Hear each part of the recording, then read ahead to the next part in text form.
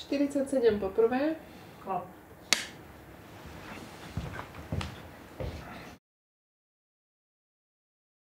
Ja by som im len akože chcel držať palce v tom, že naozaj to robia za pár drobných a že sa im to nejako oplatí, snad sa im v tých študentoch vracia tá energia, ktorú do nich vložia a že to má pre nich zmysel. Je to ako takéto sisyfovské tlačenie tej gule do kopca, kým sa zase nezrúti a zase znova a s každým ročníkom znova.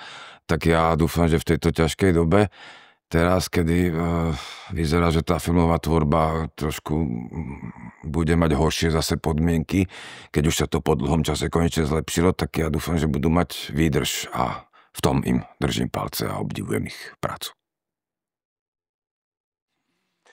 Že či vedia, čo ich čaká. Či sú na to pripravení, lebo tie predstavy sú také, tie filmy, točia tam tie ceny a po tých festivaloch chodiť a tá realita je dosť iná. Ale ja im nechcem brať ilúzie. Len by som sa ich spýtal, že či vedia, čo ich čaká a či už zreálňujú svoje sny.